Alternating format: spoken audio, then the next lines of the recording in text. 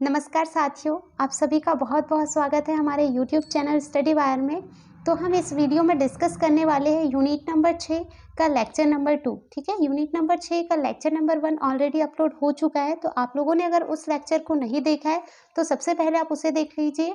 ठीक है, और ये हमारी जो यूनिट नंबर 6 उसका नाम है प्राकृतिक वस्तुएं एवं उपज। ठीक है, और भी बहुत सारे टॉपिक इससे रिलेटेड है, जैसे कि मिट्टी, पानी, बीज, विभिन्न प्रकार के कृषि औजार या उपकरण, कृषि कार्य, विभिन्न प्रकार की फसलें, इन सारे टॉपिक से संबंधित आप लोगों के लिए जो 20 क्वेश्चन है वो इस सेशन में होंगे। और इसके पहले वाले सेशन में भी इसी यूनिट से संबंधित क्वेश्चन थे। तो आप सबसे पहले उसे देख लीजिए और वीडियो में अंत तक बने रहिए। अगर वीडियो आपको पसंद आता है तो प्लीज़ वीडियो को लाइक कीजिए और चैनल को सब्सक्राइब कीजिए, अपने मित्रों के साथ ज़्यादा से ज़्यादा शेयर कीजिए। तो फ्रेंड्स, हम बात करते हैं हमारे सेशन की। जो हमारा सेशन है उसकी बात हम करते हैं। ओके, तो हमारे सेशन का जो पहला क्वेश्चन है उसकी बात करते हैं। तो पहला क्वेश्चन जो दिया हुआ है, तंबाकू उत्पादन में भारत का संसार में तीसरा स्थान है। ठीक है, किस राज्य में तंबाकू का सर्वाधिक उत्पादन किया जाता है? ओके, मतलब कि पूरे विश्व में भारत का तीसरा स्थान है तंबाकू उत्पादन में। तो भारत के कौन से राज्य में सबसे ज़्यादा तंबाकू का उत्पादन होता है, वो हमसे पूछा गया है। ठीक है, option number A Bihar, option number B Andhra Pradesh, option number C Uttar Pradesh, option number D Gujarat. ठीक है फ्रेंड्स, तो यहाँ पर हमारा आंसर आ जाएगा आंध्र प्रदेश। ठीक है, आंध्र प्रदेश में भारत में सर्वाधिक तंबाकू का उत्पादन किया जाता है। ठीक है, जो हमारा इंडिया है, इंडिया में कौन से स्टेट में सबसे ज़्यादा तंबाकू का उत्पादन किया जाता है? तो हमारा आंसर है फ्रेंड्स आंध्र प्रदेश। ओके, तो ये होगा हमारा आंसर नंबर फर्स्ट क्वेश्चन का। ठीक है, मतलब प्रश्न नंबर पहला यहाँ पर सॉल्व हो गया, उसका आंसर हमारा ऑप्शन नंबर बी। ओके, अब बढ़ते अगले प्रश्न की ओर। हमारा जो अगला प्रश्न है वो है प्रश्न नंबर 2। ठीक है, प्रश्न नंबर 2 जो है उसकी बात करते हैं। शुष्क खेती करने के लिए कितनी वर्षा की आवश्यकता होती है? शुष्क खेती करने के लिए कितनी वर्षा की आवश्यकता होती है? शुष्क खेती मतलब कि जो रबी की फसल होती है। ठीक है, तो उससे रिलेट कर लीजिए आप थोड़ा सा। शुष्क खेती करने के लिए कितनी वर्षा की आवश्यकता होती है? Option number A 25 centimetre, option number B 75 centimetre, option number C 80 centimetre और ऑप्शन नंबर डी 50 सेंटीमीटर। तो हमको यहाँ पर बताना है कि शुष्क खेती करने के लिए जो वर्षा की आवश्यकता होती है वो होती है 25 सेंटीमीटर, मतलब 1/4, यानी कि 100 में से 25% क्या होना चाहिए? वर्षा होनी चाहिए शुष्क खेती करने के लिए भी। ठीक है, तो ये हो गया हमारा आंसर प्रश्न नंबर 2 का ऑप्शन नंबर ए क्या हो गया? हमारा आंसर हो गया 25 सेंटीमीटर। ठीक है फ्रेंड्स, अब बढ़ते अगले प्रश्न की ओर।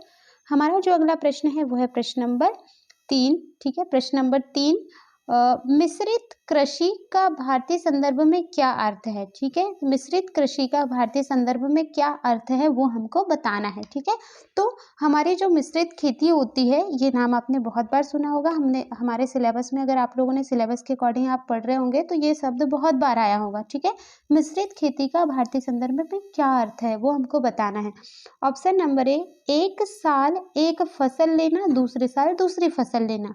तो भाई ये तो कोई मिश्रित खेती नहीं हुई। ठीक है, मतलब एक साल एक फसल ले रहे हैं, दूसरे साल दूसरी फसल ले रहे हैं, तो इसमें तो कोई मिश्रित खेती हुई नहीं।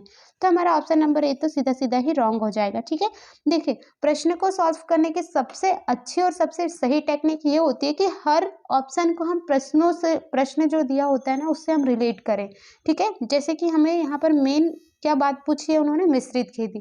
तो ये सारे जो ऑप्शंस दिए हुए हैं ना, इन सारे ऑप्शंस को क्या करेंगे? हम रिलेट करते हुए सॉल्व करेंगे। ठीक है, तो जैसे ही हम रिलेट करते हुए सॉल्व करेंगे ना, तो बिल्कुल सही एग्जैक्ट आंसर पर जाएंगे हम, 110% जाएंगे। क्योंकि जैसे मैंने फाइट किया है तो मुझे थोड़ा बहुत, ज़्यादा तो नहीं पर थोड़ा बहुत मुझे नॉलेज है कि किस तरीके से मैंने क्वेश्चन को सॉल्व किया है। ठीक है, तो ये हो गया हमारा टेक्निक। हम बात करते हैं ऑप्शन नंबर बी की। एक साल एक फसल लेना तथा दूसरे साल खाली खेत छोड़ देना। नहीं, ये भी नहीं होगा भाई। एक साल अगर हम एक फसल ले रहे हैं और दूसरे साल खाली खेत छोड़ रहे हैं तो ये भी कोई मिश्रित खेती नहीं होगी, ये भी कोई मिश्रित खेती नहीं होगी। ठीक है, मिश्रित खेती की बात हमें करना है। ऑप्शन नंबर सी, 2 या उससे अधिक फसल एक साथ लगाना। ऑप्शन नंबर डी, पशुपालन के साथ साथ करते रहना, मतलब खेती भी करते रहना। तो यहाँ पर हमें मिश्रित खेती के बारे में पूछा गया है। तो मिश्रित खेती क्या होती है? तो मिश्रित खेती ये होती है कि एक साथ, ठीक है, एक साथ दो या अधिक फसल लगाना है, ठीक है। दो या अधिक फसल लगाना क्या हो जाएगा, दो या उससे अधिक फसल लगाना हमारी मिश्रित खेती हो जाएगी, ठीक है फ्रेंड्स। आप लोगों ने कई बार, अगर आप गांव से बिलोंग करते हैं या आप लोगों ने कई बार ऐसे खेत देखे होंगे जहाँ पर एक साथ दो फसलें होती है, ठीक है। तो इसका एक अच्छा सा एग्जाम्पल मैं दूँ तो जैसे कि आप लोगों ने देखा होगा जो बगीचे होते हैं, जैसे आम का जो बगीचा होता है या संतरे का जो बगीचा होता है या नॉर्मल जैसे कोई भी फ्रूट के बगीचे होते हैं, ठीक है। तो उसके बीच बीच में क्या बो दिया जाता है, उसके बीच बीच में ना गेहूँ या चने या कोई सी भी फसल उसके बीच बीच वाले खाली जगह में बो दी जाती है। तो ये भी एक प्रकार की क्या होगी, मिश्रित खेती होगी, ठीक है। ये भी क्या होगी, एक प्रकार की मिश्रित खेती होगी। और अगर दूसरा एग्जाम्पल दूँ तो आप लोगों ने देखा होगा तुअल तुअल की जो मतलब तुअल के जो खेत होते हैं, तो तुअल ऐसे लाइन से बोते हैं, इस तरीके से ऐसे लाइन से बोते हैं। अगर कभी माइंड किया होगा अपने खेतों पर तो इस तरीके से ऐसे लाइन से बोते हैं तुअल। और बीच बीच में जो खाली जगह होती है, ठीक है, बीच बीच में क्या जो खाली जगह होती है ना, तो वहाँ पर क्या करते हैं, वहाँ पर सोयाबीन या दूसरी कोई भी फसल बो देते हैं, ठीक है। सोयाबीन बो देते हैं या दूसरी फसल बो देते हैं। तो ये भी क्या हुई, एक प्रकार की मिश्रित खेती हुई, ठीक है।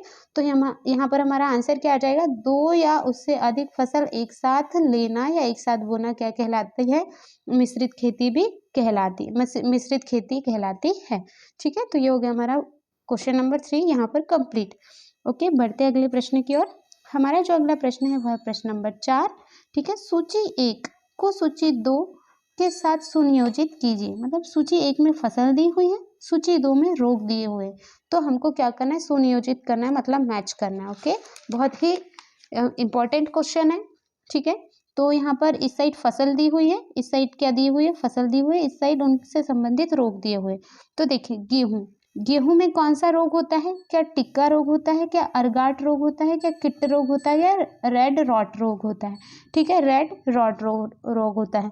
तो हमको बताना है कि गेहूं में रोग कौन सा होता है, ठीक है। तो गेहूं में जो रोग होता है ना, वो किट रोग होता है। कौन सा रोग होता है गेहूं में, किट रोग होता है। गेहूं का जो रोग होता है वो होता है किट रोग, ठीक है। बिल्कुल माइंड करना, बहुत ही इंपॉर्टेंट क्वेश्चन है, ठीक है। नहीं तो देखिए सेम ऐसा ही क्वेश्चन नहीं आएगा परीक्षा में, परंतु इन चारों बीमारियों में से कोई ना कोई ऐसी बीमारी है जो आ सकती है, ठीक है।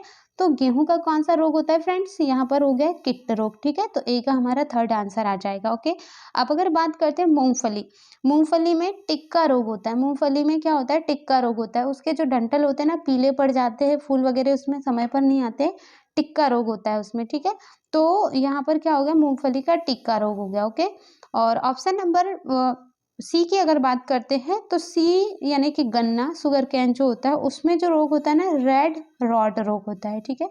रेड रॉट रोग जो होता है वो कैसे होता है, जो गन्ना होता है, ठीक है, जो गन्ना होता है तो उसके बीचों बीच में ना ऐसे लाल कलर की धारियां पड़ जाती है और वहां पर ना रस नहीं रहता है, ठीक है। अगर आप लोगों ने कभी उसे खाया ही होगा, तो कई बार ऐसे भी गन्ने होते हैं कि ऐसे बीच में ना रेड कलर का क्या होता है, रेड कलर का क्या होता है, उसमें एक रॉड रहता है और वहां पर रस नहीं रहता है, थोड़ा वो अजीब सा लगता है टेस्ट में, ठीक है। तो ये हो गया हमारा गन्ने का रेड रॉट रोगों के, मूंगफली का टिक्का रोग, गेहूं का किट रोग, और बाजरा का होता है अर्गाट रोग, ठीक है। बाजरा का क्या होता है फ्रेंड्स, अर्गाट रोग। तो यहाँ पर हमने सही जोड़ी तो मिला ली, परंतु हमको क्या करना है, कोड पर जाना है, ठीक है। सही जोड़ी मिला ली पहले, अब हमें कोड पर जाना है, जो कोड दिया हुआ है। तो देखिए फ्रेंड्स, हमारा कोड जो होगा वो ऑप्शन नंबर बी क्या हो जाएगा, राइट आंसर हो जाएगा। क्योंकि देखिए हमने यहाँ पर हम थोड़ा सा इसे क्या करते हैं, इस तरीके से ये दूसरा भी दिखने देते हैं और अच्छे से समझ में आ जाएगा, ठीक है। गेहूं को हमने किससे मैच किया था, हमने गेहूं को मैच किया था किट रोग से, ठीक है। किट रोग होता है गेहूं में। मूंगफली में होता है कौन सा रोग, टिक्का रोग होता है। मूंगफली में कौन सा रोग होता है फ्रेंड्स, टिक्का रोग होता है। गन्ने में होता है रेड रॉट रोग, और ऑप्शन नंबर डी जो है वो अर्गाट रोग होता है बाजरे में, ठीक है। तो देखिए ए का क्या हो गया, हमारा थर्ड आंसर आ गया, बिल्कुल सही है, ए का थर्ड आंसर आ गया, ठीक है। बी का जो है वो फर्स्ट आंसर आ गया, बिल्कुल सही है, बी का फर्स्ट आंसर आ गया। और सी का जो है वो फोर्थ आंसर आ गया, बिल्कुल सही है। और डी का जो है वो सेकंड आंसर आ गया। तो ये हो गया हमारा option number B right answer. Okay, I think मैं आपको समझा पाई होंगी, ठीक है। तो अब हम बढ़ते हैं अगले प्रश्न की ओर। Yes, so this is our question number 5, ठीक है। प्रश्न नंबर 5 है ये हमारा, भारत में कृषि को सबसे महत्वपूर्ण क्षेत्र में किस लिए माना जाता है, ठीक है। भारत में कृषि को सबसे महत्वपूर्ण क्षेत्र में किस लिए माना जाता है। ठीक है, देखो क्वेश्चन को ना एकदम से पढ़ रहे तो वो समझ में नहीं आ रहा है, परंतु क्वेश्चन ऐसे ही आते हैं कि एकदम से हमें सीधे सीधे ना समझ में नहीं आते, तो कम से कम 2 बार क्वेश्चन को पढ़ो तो बहुत अच्छे से समझ में आ जाएगा। ठीक है, भारत में कृषि को सबसे महत्वपूर्ण क्षेत्र में किस लिए माना जाता है। भाई भारत में कृषि जो है ना उसको सबसे महत्वपूर्ण क्षेत्र में किस लिए माना जाएगा, उसका क्या महत्व है, कौन से क्षेत्र में वो सबसे महत्वपूर्ण है। ठीक है, तो और क्यों महत्वपूर्ण है, यही इसी से रिलेटेड कुछ ऑप्शंस दिए हुए, तो बात करते हैं सभी ऑप्शन की। ठीक है, ऑप्शन नंबर ए, क्योंकि देश की करीब 67% आबादी किससे जीविका प्राप्त करती है, मतलब कृषि से ही जीविका प्राप्त करती है। यहाँ पर किससे की जगह इससे आ जाएगा। ठीक है, ये जो सर्वनाम है यहाँ पे थोड़ा सा रॉन्ग यूज हो गया है। क्योंकि देश की करीब 67% आबादी इससे जीविका प्राप्त करती है, इससे मतलब किससे, कृषि से। ओके, तो कृषि से जीविका प्राप्त कर देश की 67% आबादी, क्या इसलिए इसे महत्वपूर्ण माना गया है। ऑप्शन नंबर बी की बात करते हैं, क्योंकि देश के अनेक उद्योग कृषि उत्पादन की वस्तुओं पर आधारित है। ठीक है, क्योंकि देश के अनेक उद्योग कृषि उत्पादन की वस्तुओं पर आधारित है। ठीक है, तो क्या ये रीजन हो सकता है इंपॉर्टेंट होने का, क्योंकि देश के अनेक उद्योग कृषि उद्योग पर आधारित है। और ऑप्शन नंबर बी, भारत में सकल उत्पादन में कृषि का योगदान लगभग 32% है। ठीक है, तो फ्रेंड्स, और ऑप्शन नंबर डी जो है वो उपयुक्त तीनों। तो फ्रेंड्स यहाँ पर हमारा आंसर आ जाएगा उपयुक्त तीनों, क्योंकि देश की करीब करीब 67% आबादी कृषि पर डिपेंड है। ठीक है, देश के बहुत सारे जो कृषि उद्योग है या अनेक उद्योग है वो कृषि उत्पादन की वस्तुओं पर आधारित है। ठीक है, बहुत सारे खाद्य उद्योग अगर देख लो तो वो भी कृषि पर आधारित है। बहुत सारे पेय पदार्थ के उद्योग देख ले बड़े बड़े से जो, ठीक है, तो वो भी कृषि पर आधारित है। मतलब बहुत सारे उद्योग क्या है, कृषि उत्पादन की वस्तुओं पर आधारित है। ठीक है, और अगर सकल उत्पादन की बात करें तो कृषि का योगदान 32% है। बिल्कुल सही बात है। तो हमारा यहाँ पर आंसर क्या आ जाएगा फ्रेंड्स, हमारा जो आंसर आ जाएगा वो आ जाएगा डी। ठीक है, ऑप्शन नंबर डी, उपर्युक्त सभी। ठीक है, क्या आ जाएगा, ऑप्शन नंबर डी, उपयुक्त सभी। तो ये हो गया हमारा क्वेश्चन नंबर 5 सॉल्व। अब बढ़ते हैं अगले प्रश्न की ओर। हमारा जो अगला प्रश्न है वो है प्रश्न नंबर 6। ठीक है, किस फसल द्वारा सर्वाधिक कृषि भूमि का उपयोग किया जाता है। मतलब यहाँ देखो, ये भी क्वेश्चन जो है ना ये डायरेक्टली हमको समझ में नहीं आ रहा है, परंतु इसको हम 2 बार पढ़ेंगे तो बिल्कुल समझ में आ जाएगा। किस फसल द्वारा सर्वाधिक कृषि भूमि का उपयोग किया जाता है, मतलब यहाँ ये पूछा गया है कि सबसे अधिक फसल कौन सी है जो सर्वाधिक कृषि भूमि पर होती है, मतलब सबसे ज्यादा भूमि उसमें उपयोग की जाती है। ठीक है, तो यहाँ पर हम ऑप्शन नंबर ए चावल, ऑप्शन नंबर बी गेहूं, ऑप्शन नंबर सी ज्वार, ऑप्शन नंबर डी तिलहन। तो चावल जो है ना सबसे ज्यादा होता है। ठीक है, सबसे ज्यादा अत्यधिक क्षेत्रफल पर क्या होता है, चावल होता है। क्या होता है फ्रेंड्स, चावल। चावल हमारा आंसर आ जाएगा। ओके, अब बढ़ते अगले प्रश्न की ओर। हमारा जो अगला प्रश्न है वो है प्रश्न नंबर 7। ठीक है, प्रश्न नंबर 7 की बात करते हैं, बीजों का अंकुरन किस समय अधिक होता है। ओके, बीजों का अंकुरन किस समय अधिक होता है वो हमसे पूछा गया है। तो बीजों का अंकुरन किस समय अधिक होता है।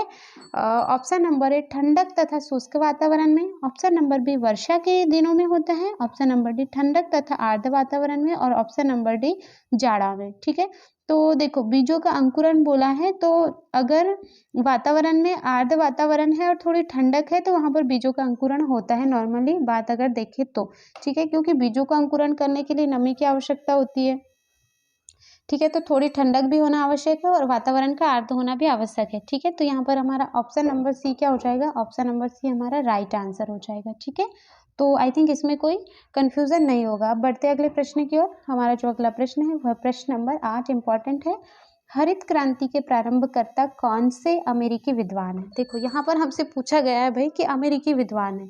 अमेरिकी विद्वान है मतलब अमेरिका से वो रिलेटेड है या अमेरिका अमेरिकी है वो। ठीक है, हरित क्रांति के प्रारंभ करता है और वो अमेरिकी है। ठीक है, तो हमको यहाँ पर बताना है option number A doctor William Gate, option number B doctor WD Harris, option number C doctor HD Clark, option number D doctor M Philip.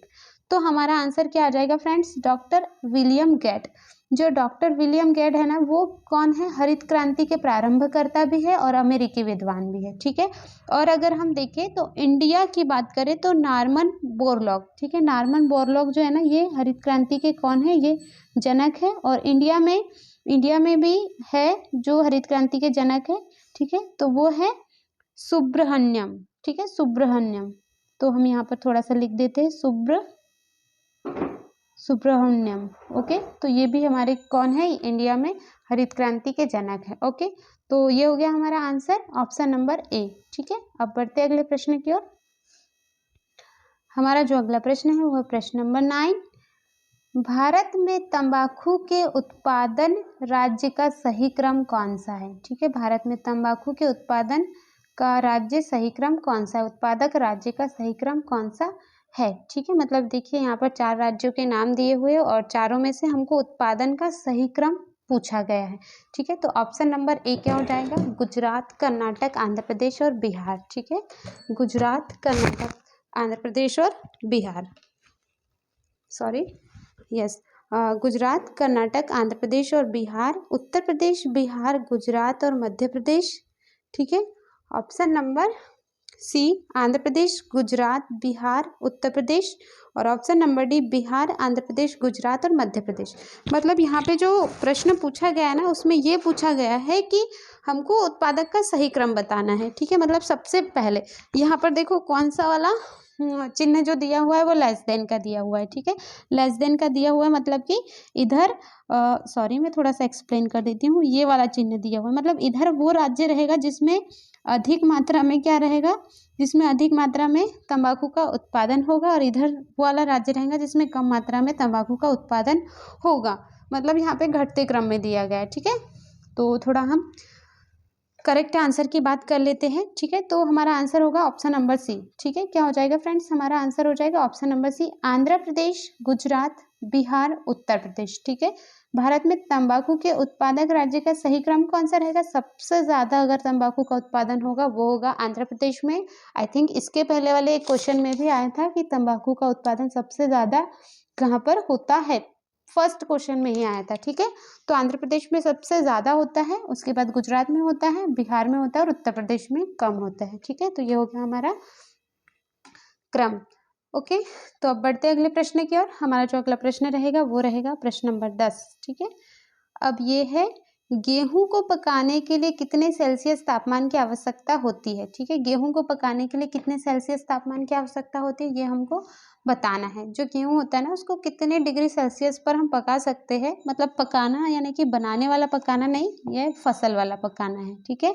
तो कितने सेल्सियस पर ये पक जाती है फसल, option number A 35 degree Celsius से 45 degree Celsius, option number B 28 degree Celsius से 32 degree Celsius, option number C 30 degree Celsius से 40 degree Celsius, option number D 20 degree Celsius से 25 डिग्री सेल्सियस, ठीक है।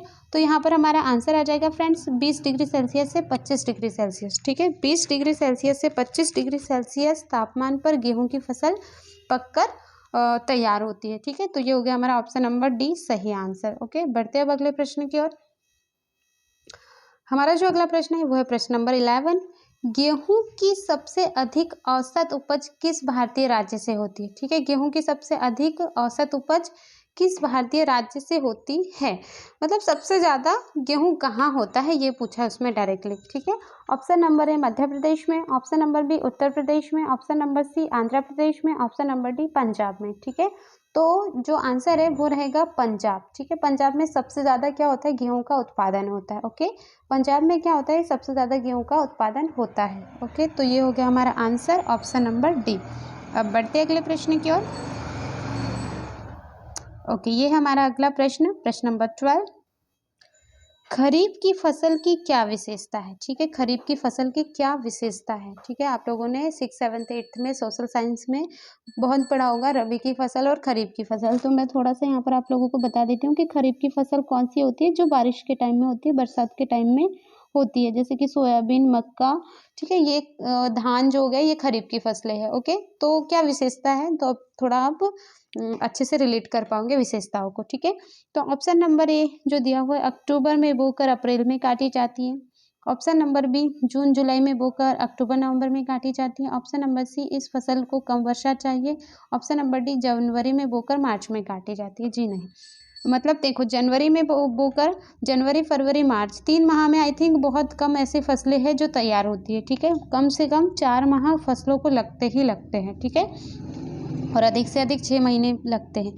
तो ऑप्शन नंबर ए जो है वो, तो ये हमारा प्रश्न नंबर 12। ठीक है, प्रश्न नंबर 12 में हमसे क्या पूछा गया है, खरीफ की फसल की विशेषताएं पूछी गई है। ठीक है, तो खरीफ की फसल जैसा कि मैंने बताया था कि बारिश में होती है। ठीक है, सोयाबीन मक्का वगैरह। ऑप्शन नंबर ए अक्टूबर में बोकर अप्रैल में काटी जाती है। ऑप्शन नंबर बी जून जुलाई में बोकर अक्टूबर नवंबर में काटी जाती है। ऑप्शन नंबर सी इस फसल को कम वर्षा चाहिए। ऑप्शन नंबर डी जनवरी में बोकर मार्च में काटी जाती है। तो ये ऑप्शन हमारा रॉन्ग हो जाएगा, कम वर्षा चाहिए, ये भी रॉन्ग हो जाएगा। जो राइट आंसर है वो हमारा ऑप्शन नंबर बी जून जुलाई में बोकर हम अक्टूबर नवंबर में काटते हैं। ठीक है, अगर आप लोगों ने मतलब आप गांव से बिलोंग करते हो या कभी भी फसल पर माइंड किया होगा, फसल को देखा होगा, तो जो बारिश में जो फसल बोते हैं ना वो जून जुलाई में बोते हैं और अक्टूबर नवंबर में काटते हैं। जैसे कि सोयाबीन, सोयाबीन हम कब बोते हैं, अधिकांशतः जून जुलाई में बोते हैं और अक्टूबर नवंबर में काटते हैं। तो ये हो गई हमारी खरीफ की फसल। ओके, तो हमारा ऑप्शन नंबर बी हो गया राइट आंसर। अब बढ़ते हैं अगले प्रश्न की ओर। हमारा जो अगला प्रश्न है वो है प्रश्न नंबर 13। ठीक है, चाय उत्पादन में भारत का विश्व में कौन सा स्थान है। ठीक है, चाय उत्पादन में भारत का विश्व में कौन सा स्थान है। तो ऑप्शन नंबर ए पहला, ऑप्शन नंबर बी दूसरा, ऑप्शन नंबर सी तीसरा, ऑप्शन नंबर डी इनमें से कोई नहीं। ठीक है, तो चाय उत्पादन में भारत का पहला स्थान है भारत में। ठीक है, मतलब भारत का विश्व में कौन सा स्थान है, पहला स्थान है। ठीक है, तो थोड़ा समझ गए होंगे कि पूरे विश्व में भारत का पहला स्थान है चाय उत्पादन में। ठीक है, और अगर चाय उत्पादन की बात करते हैं तो सॉरी तंबाकू उत्पादन का था वो क्वेश्चन। ठीक है, तो चाय उत्पादन का पहला स्थान है भारत का विश्व में पहला स्थान है चाय उत्पादन में। अब बढ़ते अगले प्रश्न की ओर। हमारा जो अगला प्रश्न है वो है ऑप्शन नंबर प्रश्न नंबर 14। गेहूं के बोने के समय कितना डिग्री सेल्सियस तापमान होना चाहिए। ठीक है, तो जैसे हमने अभी एक प्रश्न में देखा था कि गेहूं को पकने के लिए कितना डिग्री सेल्सियस तापमान लगता है, तो हमने वहाँ पर ऑप्शन 20 से 25 डिग्री सेल्सियस राइट किया था। तो यहाँ पर देख लेते हैं कि कौन सा आंसर आएगा हमारा। ठीक है, तो बोने के समय बोल रहा है वो। ठीक है, बोने के समय बोल रहा है। ऑप्शन नंबर ए 5 डिग्री सेल्सियस से 10 डिग्री सेल्सियस। ठीक है, ऑप्शन नंबर बी जो है वो 10 डिग्री सेल्सियस से 15 और सी है 15 से 20 और 20 से 25। ठीक है, तो ये पकने के लिए आवश्यक होता है, परंतु बोते समय कितना होना चाहिए, बोते समय हमारा जो तापमान होना चाहिए वो 10 से 15 डिग्री सेल्सियस होना चाहिए। ठीक है, 10 से 15 डिग्री सेल्सियस मतलब प्रायः 20 के आसपास है। तो यहाँ पर पकने वाला भी 20 से 25 डिग्री सेल्सियस है और 10 से 15 डिग्री सेल्सियस तापमान होना चाहिए बोते समय। ठीक है, तो ये हो गया हमारा आंसर ऑप्शन नंबर बी। अब बढ़ते अगले प्रश्न की ओर। हमारा जो अगला प्रश्न है वो है प्रश्न नंबर 15। भारत जूट का सबसे बड़ा उत्पादक देश है। ठीक है, भारत जूट का सबसे बड़ा उत्पादक देश है। पश्चिम बंगाल में अकेले कितना प्रतिशत जूट पैदा होता है। ठीक है, मतलब पश्चिम बंगाल भी भारत का एक राज्य है और जो भारत है ना, भारत में जूट का सबसे बड़ा उत्पादक देश है। ठीक है, जूट क्या होती है, एक नकदी फसल होती है और इससे बहुत सारी चीज़ें बनाई जाती है।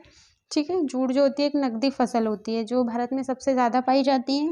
और हमसे पूछा गया कि पश्चिम बंगाल में कितना प्रतिशत होता है जूट उत्पादन। ठीक है, तो हमारा जो आंसर रहेगा option number A 26%, option number B 90%, option number C 75.61%, option number D 89%। तो ये हमारा प्रश्न नंबर 15। ठीक है, प्रश्न नंबर 15 की अगर बात करते हैं तो भारत जूट का सबसे बड़ा उत्पादक देश है। ठीक है, पश्चिम बंगाल अकेले कितना प्रतिशत जूट पैदा करता है। ओके, तो ये पूछा गया है कि भाई भारत सबसे ज़्यादा जूट उत्पादन में भारत बहुत अग्रणी देश है और पश्चिम बंगाल जो भारत का एक राज्य है उसमें अकेले कितने प्रतिशत जूट पैदा होता है या कितनी उपज होती है, कितने प्रतिशत। Option number A 26%, option number B 90%, option number C 75.61% और ऑप्शन नंबर डी 89%। ओके, तो यहाँ पर हमारा आंसर हो जाएगा 75.61%। ठीक है, भारत जूट का सबसे बड़ा उत्पादक देश है और पश्चिम बंगाल में कम से कम 75% क्या होता है, जूट होता है, सबसे ज़्यादा वहाँ पर होता है जूट। ठीक है, जूट क्या है, एक नकदी फसल है। जूट क्या है, एक नकदी फसल है और इससे बहुत सारी चीज़ें बनाई जाती है। ओके, जैसे कि बारदाने वगैरह बनाए जाते हैं और भी थैले वगैरह बनाए जाते हैं जो हमारा कहना चाहिए पॉल्यूशन से रहित होते हैं, प्रदूषण रहित चीज़ें होती है ये। ठीक है, जैसे प्लास्टिक के जो थैले होते हैं उससे प्रदूषण होता है, परंतु जूट से जो बने थैले होते हैं उनसे प्रदूषण नहीं होता है। तो बारदाने और बहुत सारे थैले और बहुत सारी चीज़ें बनाई जाती है जूट से। ठीक है, तो ये हो गया हमारा आंसर ऑप्शन नंबर सी। अब बढ़ते हैं अगले प्रश्न की ओर। हमारा जो अगला प्रश्न है वह प्रश्न नंबर 16। भारत में विश्व का कितने प्रतिशत कपास क्षेत्र पाया जाता है? ठीक है, भारत में विश्व का कितने प्रतिशत कपास क्षेत्र पाया जाता है, मतलब भारत में कितने प्रतिशत कपास क्षेत्र पाया जाता है? Option number A 10%, option number B 5%, option number C 17%, option number D 20%। तो हमारा आंसर है 20%। ठीक है, 20% कपास क्षेत्र भारत में पाया जाता है पूरे विश्व का। ठीक है, मतलब 80% पूरे विश्व में है तो 20% हमारे, जैसे 100% पूरे विश्व में है तो 20% हमारे भारत में है। ओके, मतलब काफ़ी कुछ क्षेत्रफल हमारे भारत में कपास का पाया जाता है। ठीक है, और कपास गुजरात में होता है। ठीक है, और भी बहुत सारे राज्यों में होता है कपास, महाराष्ट्र में भी होता है, काली मिट्टी में बहुत होता है ये अधिकतर। ठीक है, प्रश्न नंबर 17 की बात करते हैं। गन्ने की खेती के लिए सामान्यतः कितने वर्षों की आवश्यकता होती है? ठीक है, मतलब अब यहाँ पर देखो थोड़ा सा, कितनी वर्षा बोला है, वर्षों नहीं बोला है, कितनी वर्षा सामान्यतः। ठीक है, थोड़ा सा टाइपिंग मिस्टेक हुआ है। गन्ने की खेती के लिए सामान्यतः, ठीक है, क्या पूछा गया है, गन्ने की खेती के लिए सामान्यतः कितनी वर्षा की आवश्यकता होती है? ठीक है, तो यहाँ पर ऑप्शन नंबर ए 100 सेंटीमीटर से अधिक, ऑप्शन नंबर बी 150 सेंटीमीटर से अधिक। ठीक है, सेटिंग लिखा हुआ है से अधिक है वो। ऑप्शन नंबर सी 200 सेंटीमीटर से अधिक और ऑप्शन नंबर डी 50 सेंटीमीटर से अधिक। तो गन्ने की खेती के लिए ना फ्रेंड्स, जो वर्षा की आवश्यकता होती है वो होती है 100 सेंटीमीटर से अधिक। ओके, वर्षा की आवश्यकता होती है वो होती है 100 सेंटीमीटर से अधिक, मतलब ऑप्शन नंबर ए क्या हो जाएगा हमारा राइट आंसर हो जाएगा। ठीक है, तो ये हो गया हमारा ऑप्शन नंबर ए राइट आंसर। ठीक है, तो अब बढ़ते हैं अगले प्रश्न की ओर। हमारा जो अगला प्रश्न है वो है प्रश्न नंबर 18। ठीक है, प्रश्न नंबर 18 की अगर बात करते हैं हम तो उसकी बात कर लेते हैं हम। प्रश्न नंबर 18 ओके, निम्न में से कौन सा लीची उत्पादक का राज्य नहीं है, मतलब कहाँ पर लीची उत्पादित नहीं होती है? ठीक है, तो यहाँ पर हमें दो चीज़ें मिलने वाली है। दो चीज़ें कौन कौन सी, एक मतलब कुछ राज्य ऐसे जहाँ पर लीची उत्पादन होती है और एक राज्य ऐसा है जिसमें नहीं होती है। ठीक है, तो हमें दोनों चीज़ें याद रखना है क्योंकि हम कर रहे हैं तैयारी, तो हमें होती है नहीं होती है दोनों चीज़ें याद रहना चाहिए। ठीक है, option number A Maharashtra, option number B Bihar, option number C Uttar Pradesh, option number D Uttarakhand. ठीक है, तो महाराष्ट्र में ना लीची नहीं होती है। ठीक है, कहाँ नहीं होती है, महाराष्ट्र में नहीं होती, मतलब कि बिहार में होती है, उत्तर प्रदेश में होती है, उत्तराखंड में होती है। ठीक है, तो ये 3 राज्य ऐसे जहाँ पर लीची होती है और महाराष्ट्र में लीची नहीं होती है। ठीक है, तो ये हो गया हमारा आंसर ऑप्शन नंबर ए। अब बढ़ते हैं अगले प्रश्न की ओर। प्रश्न नंबर 19 की बात करते हैं। निम्न में से कौन सुमेलित नहीं है? ठीक है, सुमेलित नहीं है मतलब देखिए फल या मसाला दिया हुआ इधर और उत्पादक राज्य दिया हुआ है। ठीक है, फल या मसाला दिया हुआ है और इधर साइड उत्पादक राज्य दिया हुआ है, तो हमको मिलाना है यहाँ पर। ठीक है, सुमेलित नहीं है वो पूछा गया है। संतरा महाराष्ट्र, ये तो बिल्कुल सुमेलित है क्योंकि संतरा जो है ना सबसे ज़्यादा महाराष्ट्र में होता है। ठीक है, और जो नागपुर होता है ना, नागपुर उसे ऑरेंज सिटी भी कहते हैं। बहुत ही सिंपल सा जीके का क्वेश्चन है। नागपुर जो होता है ना उसे ऑरेंज सिटी भी कहते हैं। ठीक है, और नागपुर कहाँ पर है, महाराष्ट्र में है, तो ये बिल्कुल सुमेलित है। ऑप्शन नंबर बी अनानास पश्चिम बंगाल, तो अगर देखें तो यहाँ पर ऑप्शन नंबर बी भी क्या है, सुमेलित है। ठीक है, ऑप्शन नंबर बी भी क्या है, सुमेलित है, पश्चिम बंगाल। ओके, और ऑप्शन नंबर सी दालचीनी बिहार, ये सुमेलित नहीं है। ठीक है, केसर जो है वो जम्मू कश्मीर में होता है। ठीक है, तो केसर जो है ना वो जम्मू कश्मीर में होता है, ये भी सुमेलित है, परंतु ऑप्शन नंबर सी क्या है, सुमेलित नहीं है। ठीक है, जो दालचीनी बिहार की अगर बात कर रहे हैं तो ये सुमेलित नहीं है, तो ये हमारा आंसर हो जाएगा। ओके, अब बढ़ते हैं अगले प्रश्न की ओर। हमारा जो प्रश्न है प्रश्न नंबर 20, सेशन का लास्ट क्वेश्चन होगा। भारत विश्व का कुल कितना प्रतिशत चावल उत्पादन करता है? ठीक है, भारत विश्व का कुल कितना प्रतिशत चावल उत्पादन करता है? तो हम देख लेते हैं। Option number A 18%, option number B 25%, option number C 27%, option number D 32%। तो यहाँ पर हमारा आंसर है वो है 25%। ठीक है, मतलब कि भारत विश्व का कुल कितना चावल उत्पादित करता है? 25%। ठीक है, तो ये हो गया फ्रेंड्स हमारा क्वेश्चन नंबर 20 कंप्लीट, और ये हो गया हमारे यहाँ पर सेशन भी कंप्लीट। कल के सेशन में मेरे से एक क्वेश्चन पूछा गया था कमेंट में कि मैम ढींचा क्या होता है? ठीक है, तो ढींचा है ना, एक नकदी फसल होती है, नकदी फसल नहीं बोलना चाहिए उसे, वो चारे वाली एक फसल होती है। ठीक है, और उसका उपयोग अधिकांशतः ना खाद बनाने के लिए किया जाता है। ठीक है, जैसे उसे क्या करते हैं, आप नेट पर भी सर्च करके देखोगे तो आप लोगों को मिल जाएगा, हरा ही रहता है वो, और उसे क्या करते हैं, उसे ना पलटा देते हैं। कैसे? काट देते हैं उसे और उसे खेत में ही पलटा देते हैं। उससे क्या होता है, हरी खाद निर्मित हो जाती है। ठीक है, जैसे वो जो पौधे होते हैं ढींचे के, उसे काट के खेत में ही डाल देते हैं और वो वहीं पर क्या हो जाते हैं, गल जाते हैं और उससे खाद का निर्माण हो जाता है। ठीक है, तो ढींचा क्या है, एक खाद बनाने वाली एक फसल है और इसे चारे के लिए उपयोग किया जाता है। तो ये हो गया आपके क्वेश्चन का आंसर।